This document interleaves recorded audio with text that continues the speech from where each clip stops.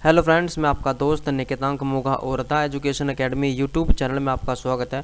तो फ्रेंड्स, आज के इस लेक्चर में आप बात करेंगे कि हम किस तरीके से एक ऑटोमेटिक इमेज स्लाइडर बना सकते हैं with the help of only HTML and CSS।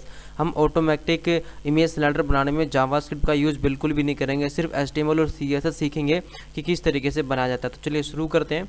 तो सबसे पहले हम क्या करेंगे, सबसे पहले हम यहाँ पर एक डिव लेंगे, जो उस डिव को हम ऐसा कंटेनर यूज़ करेंगे अपनी इमेज को रखने के लिए। तो यहाँ पे मैं इसको क्लास दे देता हूँ कंटेनर, आप कोई भी क्लास दे सकते हैं। और अगर आप इस YouTube चैनल पर आप नए हैं तो प्लीज़ करो सब्सक्राइब, बेल आइकन को प्रेस, ताकि आपसे कोई भी वीडियो की नोटिफिकेशन मिस ना हो। तो यहाँ पर मैं यूनिवर्सल सेलेक्टर यूज़ करूँगा और सबसे पहले तो उसकी जो पैडिंग है वो यहाँ से मैं नन कर दूँगा और जो मार्जिन है वो यहाँ से मैं हटा दूँगा, ठीक है। और यहाँ पर बॉक्स साइजिंग बॉर्डर बॉक्स में प्रॉपर्टी ऐड कर दूँगा, ठीक है। बॉक्स साइजिंग बॉर्डर बॉक्स इस तरीके से, ठीक है। तो यहाँ पर बेसिकली हम क्या करेंगे, यहाँ पर जो कॉन्सेप्ट है, ये कॉन्सेप्ट है, हम यहाँ पर IMG टैग का यहाँ पर यूज़ नहीं करेंगे, ठीक है। हम इसमें कंटेनर में बैकग्राउंड इमेज लगाएंगे, ठीक है। कैसे? तो सबसे पहले तो मैंने कंटेनर को यहाँ पर कॉल किया, तो इसमें मैं क्या करूँगा, इसको मैं यहाँ पर हाइट जो है वो मैं इसकी जो हाइट है बेसिकली वो 500 पिक्सल रखूँगा और जो विड्थ है इसकी वो रखूँगा मैं 100%, ठीक है। यहाँ पे 100%। और यहाँ पर मैं यूज़ करूँगा बेसिकली बैकग्राउंड इमेज URL। तो यहाँ पर बैकग्राउंड इमेज URL यूज़ करूँगा। तो जो भी आपका इमेज का URL हो आप यहाँ पे पास कर देना, जैसे कि 1.jpg इस तरीके से, ठीक है। अगर मैं अभी इसको सेव करके आपको दिखाऊँ तो देखो किस तरीके से दिखेगा। तो यहाँ पे इस तरीके से दिख रहा है, ठीक है। तो हमारी इमेज जो है वो प्रॉपर फिट नहीं हो रही है, ठीक है। यहाँ पे देखो इमेज रिपीट भी हो रही है, तो और इसका साइज़ भी प्रॉपर नहीं हो रहा है। तो यहाँ पर हम क्या क्या प्रॉपर्टी यूज़ करेंगे, देखो सबसे पहले हम यूज़ करेंगे यहाँ पर बैकग्राउंड जो हमारा पोजीशन है वो हमारी सेंटर में रहे, लेफ़्ट राइट और बॉटम टॉप बॉटम से सेंटर में रहे। और बैकग्राउंड का जो यहाँ पर रिपीट है, जैसे यहाँ पे आप देखो ये रिपीट यहाँ पर भी हो रही है, यहाँ पर भी, यहाँ पर भी, तो रिपीट ना हो तो यहाँ पर प्रॉपर्टी वैल्यू यूज़ करेंगे नो रिपीट। और यहाँ पर मैं बैकग्राउंड का जो साइज़ है बेसिकली वो मैं यहाँ पर डिफाइन करूँगा साइज़, कि साइज़ मुझे क्या रखना है, कि मैं रखता हूँ यहाँ पर 100% और यहाँ पर भी 100%, ठीक है। इस तरीके से ये देखिए, तो मैंने 100% रख दिया है। तो उससे क्या होगा कि ऑटोमेटिक ही इसका साइज़ अपना हाइट विड्थ अरेंज कर लेगा मेरे इस कंटेनर के अंदर में, ठीक है। अगर यहाँ से मैं इसकी हाइट कम कर दूँ, सपोज़ 400 पिक्सल दे दूँगा, तो ये देखिए हाइट भी कम हो जाएगी इसकी। तो यहाँ पर मैं 450 पिक्सल देता हूँ, वो ठीक लग रही है, ठीक है। तो इमेज हमारी बन गई है, बेसिकली हमारा कंटेनर बन के यहाँ पर रेडी हो चुका है। अब हमें करना क्या पड़ेगा, अब यहाँ पर हम एनिमेशन बनाएंगे, ठीक है। क्योंकि देखो अगर हम यहाँ पर IMG टैग मैं यहाँ पर यूज़ करूँगा तो इस IMG में जो SRC हमारा एट्रीब्यूट होता है उस एट्रीब्यूट को मैं चेंज नहीं कर सकते आप किसी भी कीमत पर CSS की हेल्प से, ठीक है। तो उसके लिए आपको जावास्क्रिप्ट यूज़ करना पड़ेगा, क्योंकि यहाँ पर आप डायनामिकली बात कर रहे हैं काम करने की, तो डायनामिकली काम जावास्क्रिप्ट से करते हैं। तो बेसिकली क्या है कि अगर मैं चाहता हूँ कि CSS से मैं इसमें चेंज करूँ तो SRC तो मैं चेंज कर ही नहीं सकता, बट हमारे पास ये एक प्रायोरिटी मिल जाती है कि हम बैकग्राउंड में इमेज जो होता है इस प्रॉपर्टी को हम यूज़ कर सकते हैं एनिमेशन में। तो इसलिए हमने बैकग्राउंड इमेज यहाँ पर प्रॉपर्टी यूज़ की और बैकग्राउंड में जो इमेज लगाई हमने उसको हम चेंज करा देंगे, ठीक है।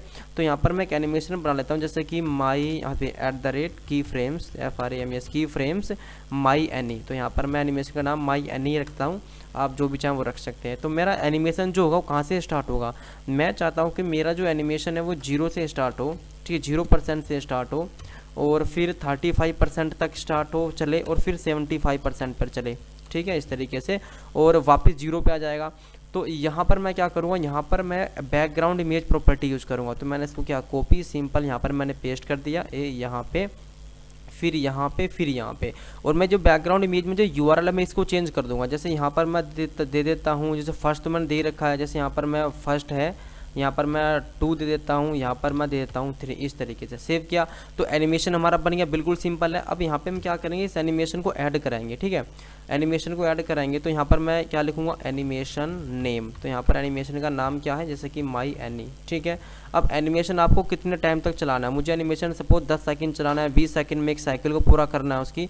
तो यहाँ पर आप एनिमेशन ड्यूरेशन टाइप करेंगे, DURATIO एनिमेशन ड्यूरेशन। तो जैसे मैंने डाल दिया 12 सेकंड में एक साइकिल पूरी होनी चाहिए एनिमेशन की, ठीक है। अब मैं चाहता हूँ कि एनिमेशन की जो स्पीड है वो शुरुआत से लेकर एंड तक सेम रहे। तो यहाँ पर मैं क्या करूँगा, एनिमेशन यहाँ पर मैं इसकी टाइमिंग फंक्शन ऐड कर दूँगा कि एनिमेशन बेसिकली टाइमिंग, यहाँ पर timing function FUNCTION। Timing function क्या है कि टाइमिंग फंक्शन इसका लीनियर रहना चाहिए, LINER। लीनियर क्या मतलब क्या होगा कि जो भी स्पीड इसकी स्टार्टिंग में रहेगी एनिमेशन चलने की वो इसकी बीच में भी रहेगी, वो एंड तक रहेगी। ठीक है, ये काम हमने कर दिया।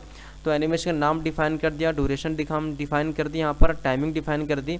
अब इसमें एक कमी हो रहा है कि एनिमेशन ना एक बार ही चलेगा सिर्फ, है ना। तो मैं चाहता हूँ कि एनिमेशन मेरा बार बार चलता है, रिपीटली चलता है, जैसे हमारा लूप चलता है।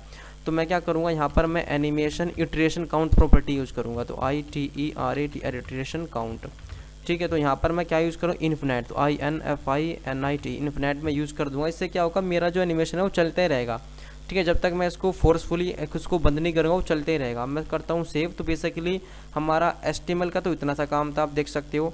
ठीक है, और CSS का हमारा इतना काम था, आप देख सकते हो। बड़ा बेहद ही सिंपल सा काम है। ठीक है, अब हमें क्या करेंगे, तो यहाँ पर हम इसको करते हैं सेव। अब मैं करता हूँ उसको रिफ्रेश। तो उसको चेक कर लेते हैं, ये देखिए। तो हमारी जो हमारा जो ऑटोमेटिक इमेज स्लाइडर है with the help of only HTML5 and CSS3 वो हमारा बन के तैयार हो चुका है। और आप देख सकते हैं ऑटोमेटिक यहाँ पर हमारी इमेजेस चेंज हो रही हैं। ठीक है, हम यहाँ पर कहीं पे क्लिक भी नहीं कर रहे हैं, कोई हमारा बटन नहीं, यहाँ पर कोई नेविगेशन हमने नहीं दिया है। सिंपल ऑटोमेटिक ही हमारा एनिमेशन चल रहा है, टॉप से लेकर एंड तक वही सेम स्पीड है, रिपीटली चल रहा है। तो आपने देखा कितने इजी तरीके से आप HTML CSS की हेल्प से भी आप एक इमेज स्लाइडर को बना सकते हैं। बट इसमें कमी होती है कि यहाँ पर यूज़र कंट्रोल नहीं कर सकता इस एनिमेशन को, उसको वेट ही करना पड़ेगा पहली इमेज को देखने के लिए, क्योंकि पहली आएगी फिर दूसरी फिर तीसरी चौथी के बाद ही पहली देख पाएगा। तो ये एक तीस के अंदर प्रॉब्लम ये होती है। लेकिन अगर आपको ऑटोमेटिक इमेज स्लाइडर चाहिए और आपको जावास्क्रिप्ट नहीं यूज़ करनी है तो आप इसे यूज़ कर सकते हैं HTML और CSS की हेल्प से। तो इसमें बेनिफिट क्या है, यहाँ पर आप एनिमेशन भी लगा सकते हैं। जैसे कि इमेज चेंज हो रही है तो मैं चाहता हूँ इमेज ऊपर से आए या लेफ्ट से या राइट से आए, क्योंकि हमारे पास एनिमेशन में हम प्रॉपर्टी हम बहुत सारे यूज़ कर सकते हैं। ठीक है, तो बेसिकली आज इतना था आज का लेक्चर। और मेरा जो मोटो था वो को समझाना था कि हम जावास्क्रिप्ट के बिना भी हम HTML5 और CSS का यूज़ करके बड़ा ईजी कोड के साथ में, आप देख सकते हैं, आप देखो कोड कितना छोटा सा कोड है, यहाँ पर देखो कितनी छोटा सा कोड है और हमने कोई यहाँ पर प्रॉपर्टी यूज़ नहीं की है, जावास्क्रिप्ट का कोई आप कोड यूज़ नहीं किया। और आप एक ब्यूटीफुल बिना जावास्क्रिप्ट के ब्यूटीफुल एक इमेज स्लाइडर बना सकते हो with the help of only HTML5 and CSS। तो बेसिकली अगर मैं इसको राइट क्लिक करता हूँ, इंस्पेक्ट करता हूँ, तो ये भी रेस्पॉन्सिव इस तरीके से दिखेगा आपको, क्योंकि हमने पहली बात तो रेस्पॉन्सिव ये हमें चेक करके नहीं बता रहा है, क्योंकि हमने यहाँ पर मेटा टैग नहीं लगाया।